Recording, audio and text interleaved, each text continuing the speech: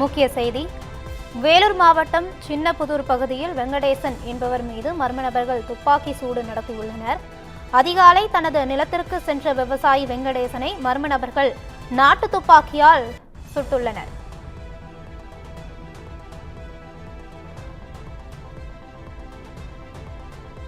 வெங்கடேசனின் அலறல் சத்தம் கேட்ட பொதுமக்கள் அவரை மீட்டு அடுக்கம்பாறை அரசு மருத்துவமனையில் அனுமதித்துள்ளனர். இது குறித்த கூடுதல் தகவல்களை தருகிறார் நமது செய்தியாளர் ஜான்சன். ஜான்சன், வணக்கம். முழு விவரங்களை பதிவு செய்யலாம்.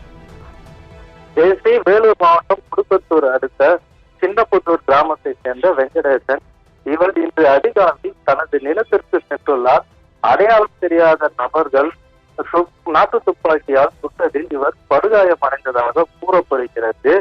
துப்பாக்கி சூட்டில் காயமடைந்த வெங்கடேசன் அலறல் கேட்டு அப்பகுதியில் இருந்த பொதுமக்கள் உடனடியாக இவரை அணைக்கட்டு அரசு மருத்துவமனைக்கு அனுப்பி வைத்து அங்கு அவருக்கு முதல் சிகிச்சை அளிக்கப்பட்டு பின்னர் மேல் சிகிச்சைக்காக வேலூர் அடுக்கம்பாறை உள்ள அரசு மருத்துவக் கல்லூரி மருத்துவமனைக்கு கொண்டு செல்லப்பட்டார்.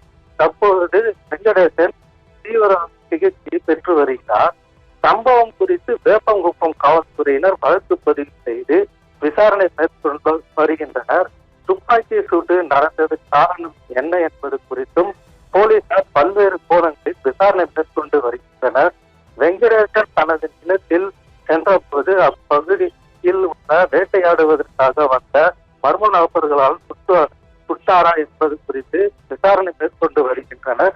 இச்சம்பவம் அப்பகுதியில் பெரும் பரபரப்பை ஏற்படுத்தி வருகிறது.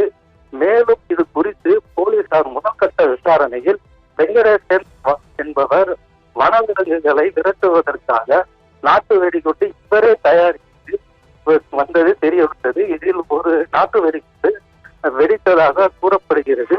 மேலும் வெங்கடேசன் என்பவர் 7 வெடிகுண்டுகளை தனது விவசாய நிலத்தில் பதுக்கி வைத்துள்ளார்.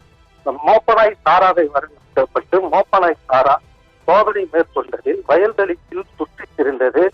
போலீசார் சந்தேகம் வந்து வயல்வெளியை சோதனை மேற்கொண்ட போது வயல்வெளியில் குண்டுகள் இருந்தது தெரிய வந்தது. குண்டுகளை பறிமுதல் செய்து வேப்பங்குப்பம் போலீசார் மற்றும் குடும்பத்தூர் வனத்துறையினர் வழக்கு பதிவு செய்து தீவிர விசாரணை மேற்கொண்டு வருகின்றனர்.